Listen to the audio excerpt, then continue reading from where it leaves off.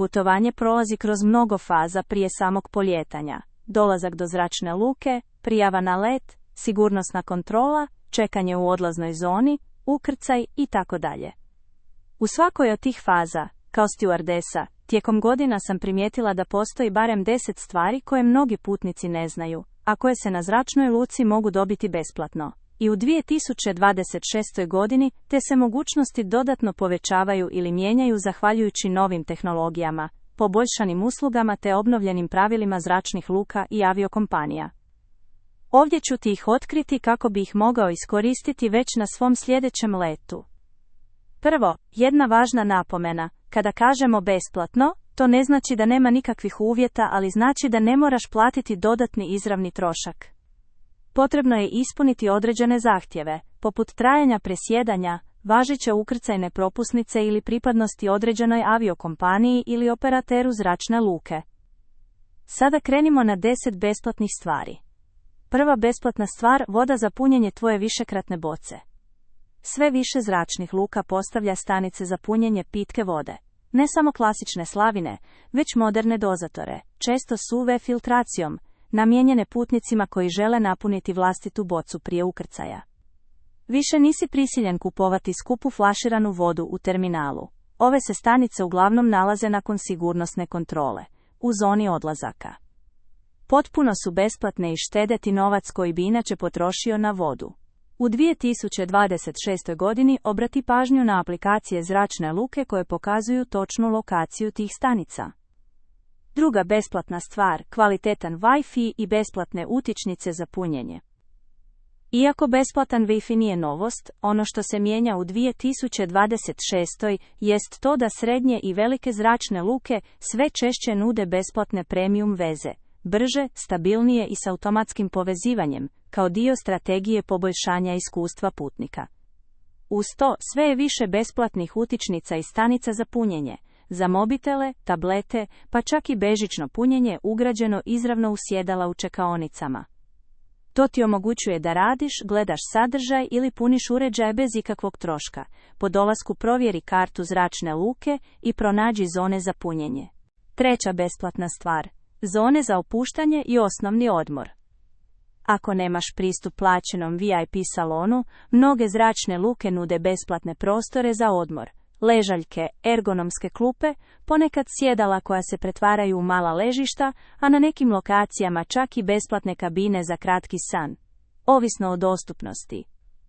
U 2026. ove su zone bolje označene i službeno se nude kao usluge bez dodatnih troškova. Nisu isto što i VIP lounge s bufetom, ali predstavljaju značajno poboljšanje za odmor. Raspitaj se na infopultu ima li tvoj terminal zonu za odmor. Četvrta besplatna stvar, pristup umjetničkim prostorima, izložbama i unutarnjim vrtovima. Mnoge zračne luke u 2026. razvijaju takozvana terminalna iskustva, kako čekanje ne bi bilo samo komercijalno. To znači da možeš besplatno ući u galerije, kulturne izložbe, unutarnje vrtove, multimedijalne murale ili interaktivne instalacije, sve bez naplate. Osim što skraćuje vrijeme čekanja, to poboljšava tvoje iskustvo i omogućuje ti da upoznaš dio kulture grada ili zemlje koju zračna luka predstavlja. Primjerice, neke zračne luke nude slobodan ulaz u vrtove koji su prije bili rezervirani samo za premium putnike. Informiraj se na web stranici zračne luke ili u aplikaciji. Peta besplatna stvar, osnovni higijenski i osobni setovi. Zvuči nevjerojatno, ali mnoge aviokompanije i zračne luke počele su nuditi besplatne setove za osobnu njegu u zajedničkim prostorima, četkice za zube, vlažne maramice, kreme za ruke, čepiće za uši, maske za spavanje. U 2026. to se proširilo na takozvane mikrozone dobrodošlice, dostupne i putnicima bez VIP salona, ali pod određenim uvjetima, primjerice ako imaš dulje presjedanje. Ako čekaš dugo, obrati se infopultu i pitaj za tranzitne besplatne setove. Često nisu oglašeni, ali postoje. Šesta besplatna stvar, karte zračne luke i virtualno navođenje.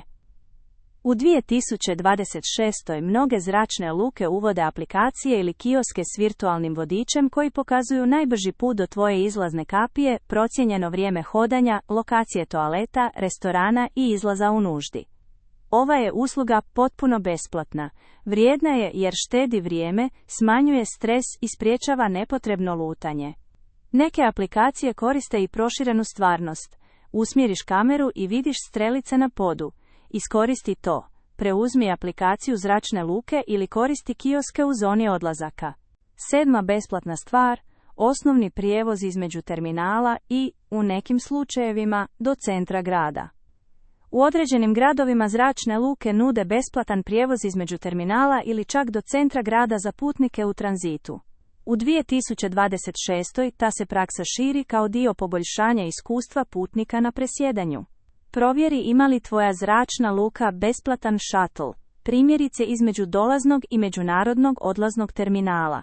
Usluga je besplatna ako ispunjavaš uvjete, ali često nije jasno označena, zato se raspitaj po dolasku.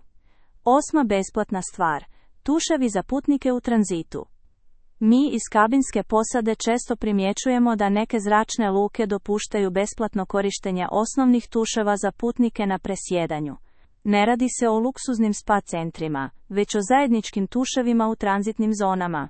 U 2026. sve ih je više, a obično su dostupni putnicima s presjedanjem od najmanje određenog broja sati, primjerice 4 sata, uz prijavu na tranzitnom pultu. To ti omogućuje da se osvježiš prije sljedećeg leta, bez plaćanja premium salona. Potraži oznaku tranzit. Ili pitaj na pultu za presjedanja. Prije nego nastavimo, pretplati se na ovaj kanal. Jedan klik nam jako puno znači. Napiši u komentare iz kojeg grada ili mjesta nas gledaš, koliko imaš godina i kamo bi volio da bude tvoje sljedeće putovanje. 9. besplatna stvar. Zabava bez dodatnih troškova. U mnogim zračnim lukama u 2026. proširena je ponuda besplatne zabave.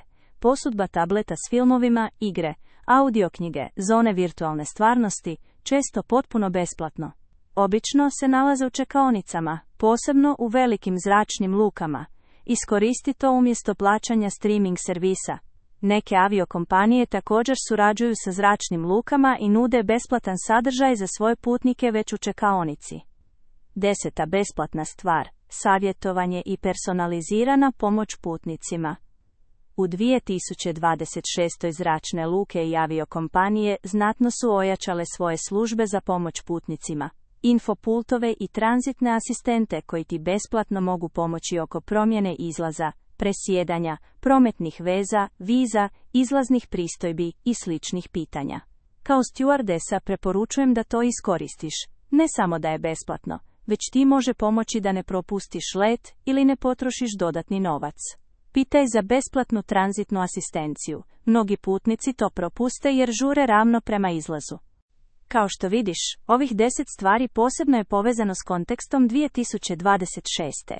Stanice za vodu, Wi-Fi i punjenje, zone za odmor, umjetnički i kulturni sadržaji, besplatni setovi, aplikacije za navigaciju, prijevoz između terminala, tranzitni tuševi, zabava bez troška i pomoć putnicima postaju sve važniji. Neke su postojale i ranije, ali sada su znatno raširenije, bolje označene i aktivno promovirane. Sada nekoliko dodatnih savjeta kako iz svega izvući maksimum. Prije putovanja provjeri web stranicu ili aplikaciju zračne luke, mnoge navode besplatne usluge i karte terminala.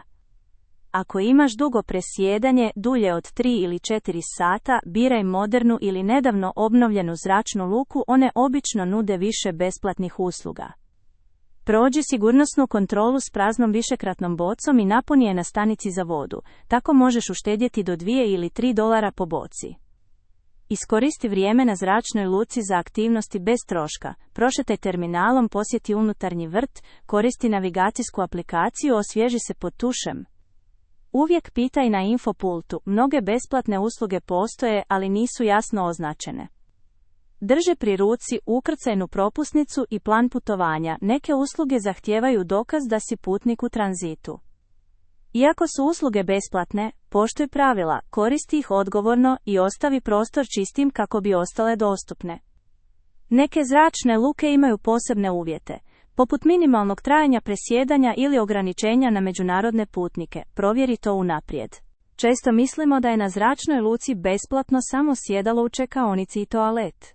No u 2026. zahvaljujući poboljšanim uslugama i suradnji s aviokompanijama, možemo iskoristiti čak 10 besplatnih pogodnosti koje značajno poboljšavaju iskustvo putovanja, ako znamo gdje ih potražiti. Osim toga, mnoge zračne luke uvode pametne sustave obavijesti koji te prema tvojoj lokaciji u terminalu upozoravaju na besplatne usluge u blizini. Ta tehnologija omogućuje ti da optimiziraš svaku minutu čekanja bez da potrošiš 1 cent. Kao stewardesa ti kažem, uzmi ove mogućnosti u obzir i uključi ih u svoju strategiju putovanja. Tako tvoje presjedanje više neće biti izgubljeno vrijeme, već ugodno, pa čak i opuštajuće iskustvo. A sada si ti na redu. Ako ti ovaj sadržaj otvorio oči o svemu što možeš iskoristiti besplatno na svom sljedećem putovanju, ostavi komentar i reci mi što ćeš prvo isprobati. Lajkaj video jer to jako pomaže širenju korisnog sadržaja, pretplati se kako ne bi propustio sljedeće ekskluzivne savjete o letenju i podijeli ovaj video s onim prijateljem koji uvijek plaća previše na zračnoj luci. Hvala ti što si ostao do kraja. Vidimo se u sljedećem videu. Sretan put!